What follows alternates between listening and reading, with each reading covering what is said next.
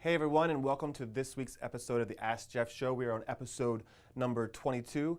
And as always, if you have any questions during the show, or if you have a question that you want me to answer on a future show, leave it in the comment section below. So we have 3 brand new questions for this week. And the first one is they want to know, what strategy do you have or should they use to reactivate old clients, ones that take a break for whatever reason and they just get lazy, or how do you motivate them again, or how can you incentivize them to come back in? So the first thing is, as soon as they cancel, we add them to an autoresponder. So it'd be a canceled member autoresponder.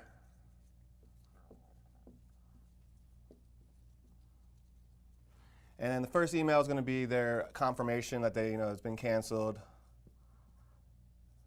and then thanking them.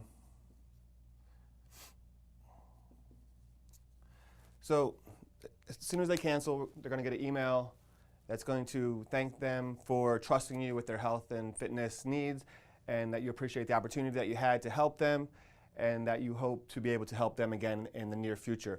So the reason you're doing that, you're just future pacing them to let them know that the door is still open for them to come back. There's no hard feelings. You understand for whatever reason that it is that they're canceling. That'll keep it open for them to come back. So that's on day 1, and then on day 30, we're going to send them just a hey ... email, and all it's going to say is, hey, I was thinking of you. You've been missed in boot camp. Just wanted to see how everything's going since you left. Are you still on pace to reach your goals? If there's anything that I can do to help you, just let me know. And so that's what we do. It's 2 basic emails. Try to get them back as soon as possible, and then usually maybe around day 45, you can just ask them, if they received the email because you didn't hear back from them or whatever, and that let them know they're missed again, and that you'd love to see them in boot camp. Stop in and see us anytime, kind of thing. So just stop by and visit anytime. So just 3 basic autoresponders, which is going to help get a certain percentage of them back, but at least leave the lines of communication open.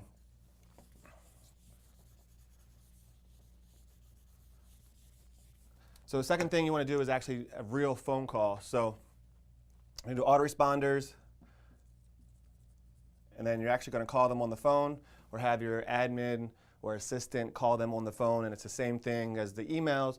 It's just, hey, just wanted to check in on you, see how is everything going, how are your results coming along, are you able to keep up with your program on your own? We were thinking about you, and we'd love to see you in, come in and visit, and try to get them in, through a phone call. And we do that, in between. So if we usually don't do anything the first 30 days because it's still fresh besides the email. And then 30 days is the second email, and then 45. So we'll do the phone call probably around day 60 or so. And then the third thing is, once they get past that, they've been gone for 2 months, is whenever we run a low barrier offer or a promo, we're going to send them an email the week before, letting them know that, hey, we're running a 21-day rapid fat loss program that we are releasing to the public, next week. You've been missed, and we'd love to see you back in. We're going to be selling it to them for $67, and we would love to, have you come in and only be, half off. So it'd be like $33.50 or whatever, and try to get them in the week before at half off, the promo price.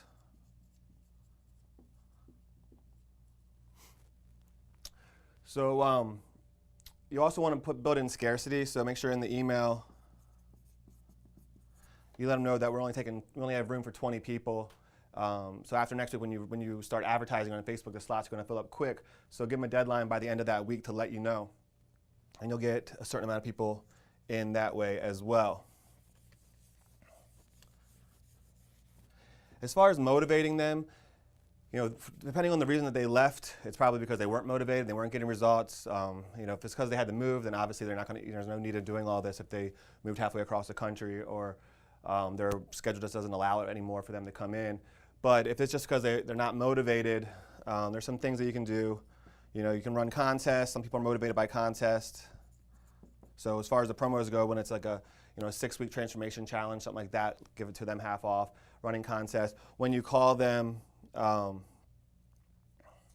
them know, like, not only did you miss them, but if they had friends in boot camp and you know who they are, you can say, like, so and so misses you. So and so misses you, and they wish you were still there to help motivate them. They've been getting great results, but they really missed the push that you were able to give them before. So by letting them know, like, a friend of theirs really misses them, but that friend has also continued to get results while that other person was gone, then they might feel like they're getting left out or falling behind. It might motivate them to come back in. But it's really tough to motivate somebody once they're already been to your program and it wasn't enough motivation for them to get results to get them back in. So the best thing to do is to entice them by letting them know that they've been missed, letting them know that they're getting half off that promo for coming in and signing up a week early, running contests. Some people are just motivated by contests because they're competitive and they want to win. And then trying to play the friend card and just say, we mention people's names that they had built relationships with and let them know that that person was asking about them, or whatever, and missed seeing them in the morning or whatever time they used to come. But that's pretty much basically it. You want to have, like I said, a system and process in place to consistently follow up with them and just let them know that you appreciated the opportunity to help them with their health and fitness needs. Keep that, keep the lines of communication open. Send out those 3 emails, give them a phone call around day 60, and then the week before you offer any promos to the public or start advertising on Facebook, send out an email and letting them know that you wanted to offer it to them first, that there's limited spaces, try to get them back in. Contests work well, and then also on those phone calls talking about, their friends and people and things they used to like to do, people that are missing them. Follow that, you're going to get, you're always going to get a certain percentage of past clients in. So the biggest mistake is just not doing anything and never emailing your past clients, any kind of special offers, any kind of email. So just contact them, letting them know that they're a valued, part of your community and that they're missed, and invite them back in. Just don't do nothing. So this is a good structure to follow. Follow that, and you'll start getting a lot of your past members back in. All right, so the second question is, so this person says, my offline business is going well, and I want to start something online. What's the best way to get started? So the way I see it, most trainers, their first goal is to start their own business, and that usually means like subleasing from like another studio and having their own clients, and it's just them and their clients. Their second dream is owning their own studio, owning their own boot camp, and they get to that. And then once that gets going, then they always want to go online. That's like the third dream. They want to be able to work from anywhere, live the internet marketing lifestyle. And the first thing I'm going to say is that before you even think about going online, you want to make sure that your offline business is being run by systems and it's automated and it's running without you instead of around you, which I always preach.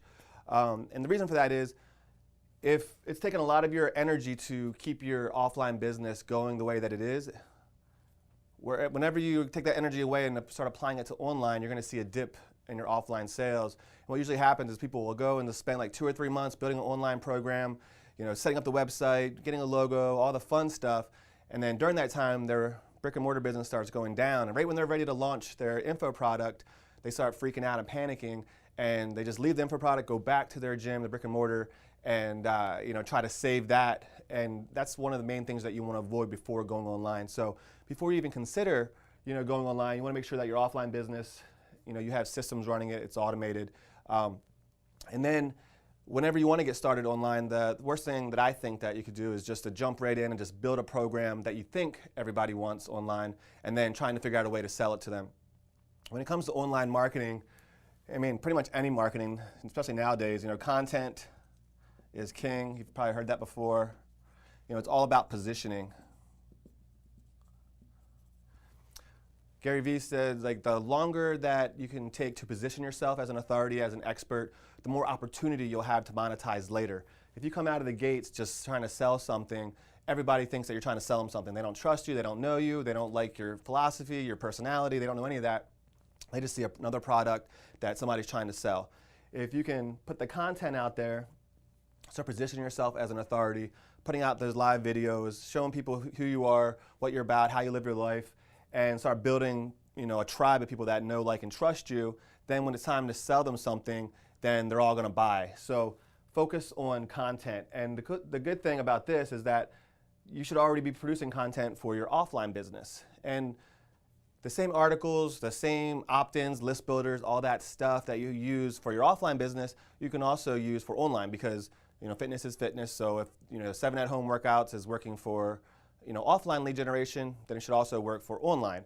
So I would just start creating list builders after you're creating content. So with the content, you're going to need like a blog, what I call like an authority site, and just start putting all your content on there. All your Facebook Lives, you should duplicate that content and put it on the blog as well. Put it on YouTube to get that content, syndicate it everywhere that you can. Keep working on the positioning / authority. And then once you start having a decent amount of content on there, next step is obviously building your list.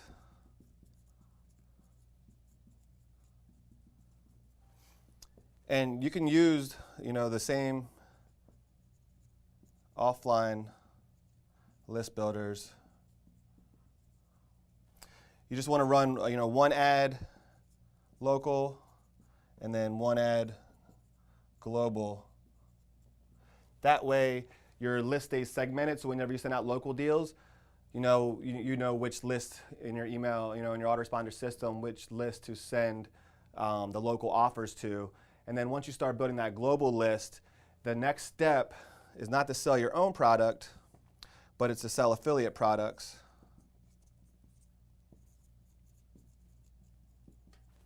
So the reason you want to do that is because you can just go on like ClickBank and you can find out like which offers are converting the best, like the cold traffic, and buy those products, go through them, see what you like, what you don't like. The ones that you really like, offer to your list and see how they respond. It could be like a paleo program, it could be a mobility program, a diet or nutrition program, a body weight program.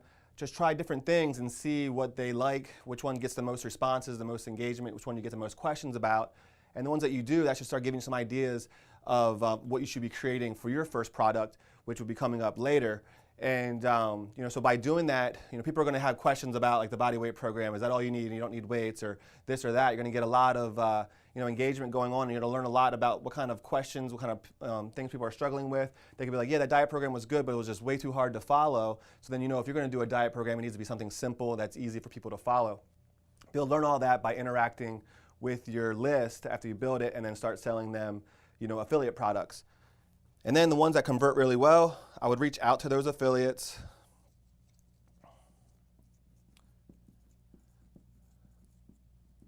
Or reach out to those product owners. And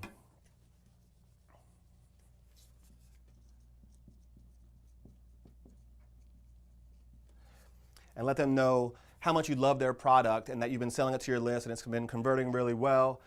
And I would even offer, be like, hey, I would love to help you out. I don't know if you need any help with your customer service or anything I can do. I'd really love to learn, how you do things, and I would love to be able to answer the customer service, take some of that off your hands for you.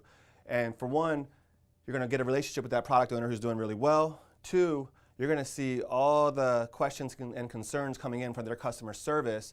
So they could be complaining about the quality of the PDF that they get or downloads, or that some of the videos they can't hear very well, or they don't know how to access their stuff, or whatever comes in through that customer service, helping that person out with customer service. Again, it's going to be more valuable information that you'll be able to learn to make your stuff better. And then last is create what your list wants, not what you think they want. Because when it comes down to it, all of the fitness programs are basically the same. It's selling them what they want and then giving them what they need. The problem is we always create what they need and then try to sell them what they need, but they don't understand why they need it, so they don't buy. So it's really all about the hook. And when you're taking all these notes from customer service, from selling affiliate products, from interacting with the comments and stuff on Facebook, from all the content that you're creating, what you're really understanding is what their perceived problems are, what they want. They just want something that's simple, that's quick, that's fast, and it all comes down to the same thing that they need. You just have to position it and present it in a way that they get it, like right off the bat. And if you go through all these steps, by the time you come down to create your product, you're going to know exactly what sells to your list, exactly what they want, and then you're just going to give it to them. And that's going to be the easiest way to get on there. And once you create your own product, You're going to test it to your own list first, and then you're going to optimize that. So once you start getting data in, whenever you go to get people to promote your stuff, they're going to ask for stats. So you're going to need to get all the data. So you want to keep testing your offer to your own list, then start running ads to it, test out, see what kind of numbers you get, running it to cold traffic, and then you're going to go back to that one affiliate that you really love their product and they're doing really well online, and you're going to see, if they'll do you a favor now that you've been helping them out for however many months, and see if they will test the offer out to their list. And then once they test and be like, you're the first one I came to, I didn't want to do a big launch and have you competing with everybody else, I wanted to give you the first opportunity. And here's the numbers that I got from my list, here's the numbers I got from Facebook ads. I would love to see, what kind of numbers I can get from you. And be willing to give them 100% of the commission. Don't even try to make any money off of it. You're going to build an email list because everybody that buys from their list, they'll get 100% of the profit, but you'll have all those customers, and it's their best customers from their list. So don't worry about making any money. Go to them and just be like, I'm going to give you 100% of the profits. I don't want to make anything. I just want to get the data and also the customers. And then you want to take that data to all the other affiliates, and that'll help get them on board. And then after that, you want to do a big affiliate launch. And that's a topic for another discussion where we can actually break down an online launch and what it takes to have a successful launch. But this is the way to get started. Automate your offline business, and then just start pumping out a ton of content, which you should be doing for your offline business. If you're not pumping out a lot of content and you can't keep up with the content and blog posts or articles, videos, Facebook Lives, all that stuff, don't even go to step 3, because you can build your list, but if that list never sees you or hears from you, you're just wasting your time and wasting your money. They're never going to build a relationship with you. So you have to have the content first before you start building the list. Once you have the list, then you have content to send them to, and that's going to start building the connection, building the know, like, and trust factor. So once you get the content down, you have a production schedule, and you're pumping out content on a weekly basis, then you can start your list building. And again, you can start with the same offers that you have offline, just so you already have them. Just make sure you run 2 different ads, one for local, one for global. Keep that list segmented. Then start offering your list affiliate products. Go through all the best ones, which ones you like the best. Buy them and go through them, experience them, and see what you liked about it. Reach out to the product owners and let them know how much you love their products, that you've been selling it to your list and you made some sales, and that you would love to help them out and learn more from them. If they need any help, if you're really good with creating Facebook ads, like images and stuff like that, you can be like, hey, here I created a bunch of really cool ad images for you, and just give it to them. Ask them if they need help with customer service, that you'd love to take that off their hands, for a while. That way you're going to learn everything that their customers are struggling with and want. And then after that, you're going to create what your list wants, test it to your list, test it to Facebook ads, go back to that product owner and see if they'll test it out, give them 100%, and then get ready for your big affiliate launch. And all this can happen, over the course of 6 to 9 months. It's going to take you a good year online to really get established and start making, a lot of money. But the longer you can wait to position yourself as an authority, the more opportunity there will be to monetize later on, because you're going to have a list, a following of raving fans that just love the content you're putting out. You're already helping, thousands of people through your content. So when you go to sell them something, they're ready to buy. So just follow these steps if you're interested in going online. Again, don't go to number 2 until you got number 1 dialed in, and stick with number 2 a while, because it's hard to get into a routine and be consistent. That's one thing I struggle with, is being consistent with content. So make sure you get the content down, and everything else will just fall into place.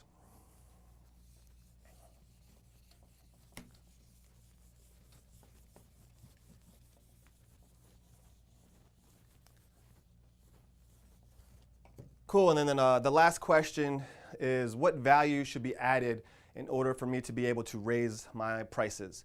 So one of the biggest things I always see with most personal trainers, most boot camp owners, that they don't charge enough as it is. They see what everybody else is charging, and they feel that they have to charge the same in order to compete, but you don't. And it's all about just showing them value. We always say that, but this person wants to know, what is that value that I need to show? So what I like to do is, first thing is just price justify. So clearly state out, what value you are adding. So I don't like to compare it to group fitness classes, because group fitness classes, a lot of gyms offer them for free. So there's no value, and they can just show up whenever they want, or they get on a waiting list at the gym, and if there's a spot open, they can hop in. It's usually always different people, so there's not really a community there. So I don't want to compare it to group fitness classes. So I like to compare to personal training. And I'll tell them like some of the negative things about personal training, is that it's much slower paced. It's the only reason that you need a personal trainer is that if you need something specific to you because of an injury or an illness or some limitation of some kind. If you're a generally fit and generally healthy person and just wants to get fit, then you can be on the same type of program as the other people that are, generally healthy and just want to get fit. And you're also going to get more motivation because you're going to see other people working hard, which naturally is going to help you to work out harder as well. So I try to say what the benefits are, not just that it's more affordable than personal training, but you're actually getting more, than you do at personal training. So I always talk about the community, motivation. A lot of times with personal training, when you have that client for the first time, that first 2, 3, 5 workouts, no matter what you tell that client to do, they usually do it because they still don't know you that well and don't know what they can get away with. But usually like the second, third week when they start getting more comfortable with you, you see their workload, their motivation, their effort going down. And then maybe even starting to tell you, nah, I don't think I can do that, or I can't, where in the first week they wouldn't tell you that. Put them in a group setting, they're never going to do that. They're going to see 5, 6 other people that are pushing through and they're not complaining.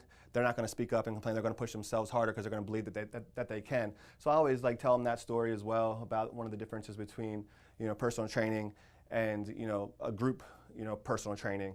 They're going to have more motivation because the community is going to be there to support them, hold them accountable. So again, it's also going to be more accountability.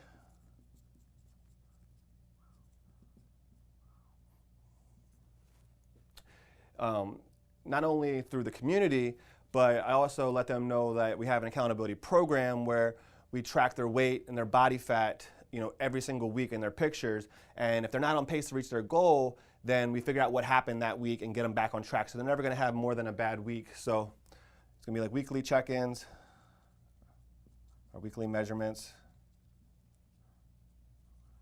And then I let them know, like, if you're going to a personal trainer and you wanted to get your body fat taken or weigh in or talk about nutrition or whatever, that it's either going to eat into your workout time or it's going to cost you an extra session. So that same thing that you're getting included could cost them $50 to $70 with a personal trainer because they're doing it one-on-one.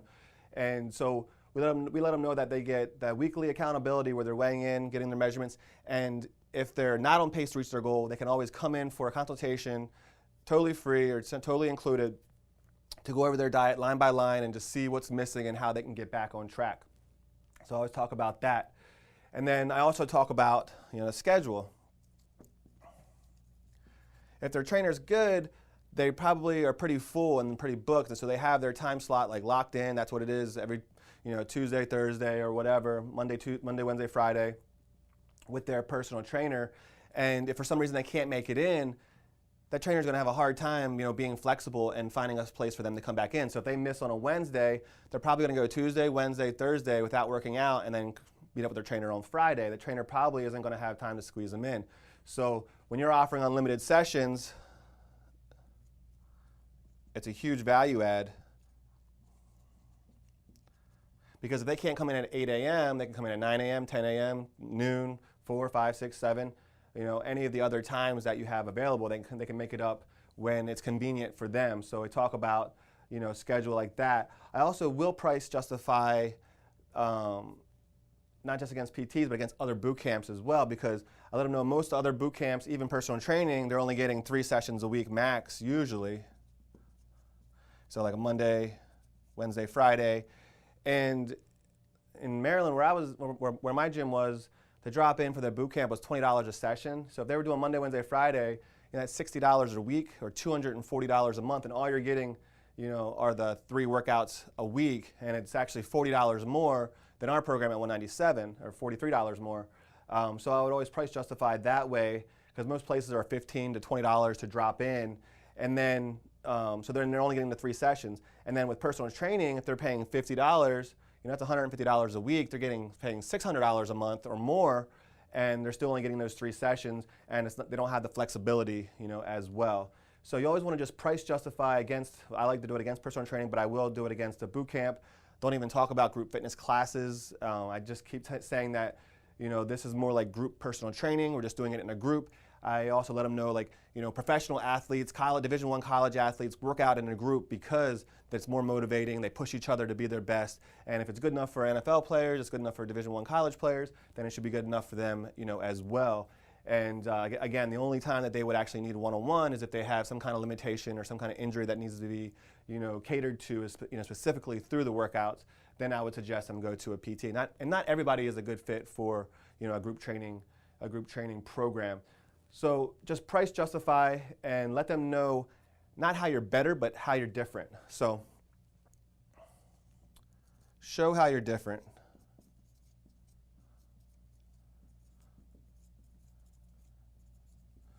So when everybody else zigs, you zag. Most people are going to be like, it's only $15 a session, to drop in. When they ask us how much it is a session, I'm like, I don't know. Sessions are worthless. I know how much it is to get results, and that's what they're paying for is results. Like, you're here to get results, right?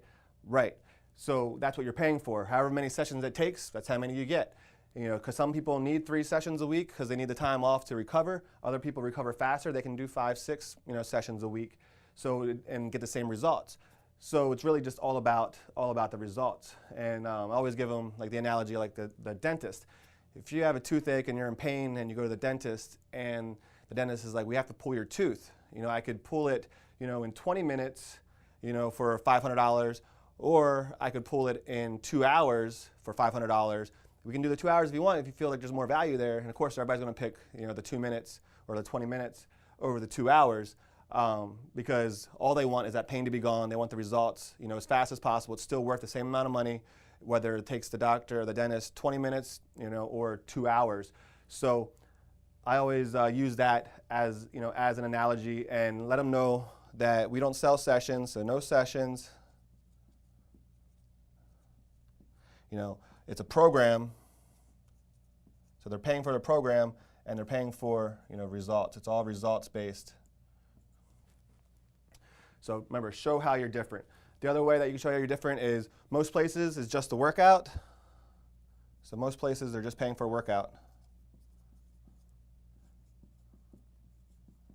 And here, again, you're getting the workout as part of the program, nutrition, accountability, community, and so on. So you're just showing how you're different. And you also want to let them know, how you hold them accountable, how you follow up with them, what systems you have in place, how every trainer is going to know their name, by the second workout, and they're not just going to be a number like most other places. And after their first workout, we're giving them a call that same day. Like hardly any other place does that. Most of the time, they'll wait until like the trial is almost up, then they'll just send them an email or give them a call like, hey, if you're thinking about joining, just let me know. No, we're trying to get them committed and into our programs as soon as possible. We're on top of them. We have an onboarding program that just shows them how valuable they are to us, and we want to get them results, starting with day one. So main thing is just price justify and show them how you're different, and actually point out all the different value adders that you have. From unlimited nutrition consultations, unlimited workouts, to the accountability, to the community. You let them know that there's opportunity to do things outside of boot camp, like mud runs or obstacle course races, 5Ks, different charity events that you do that you're involved in. That you're a complete program, a complete community, and you're not just selling them, a place to come in and get a workout.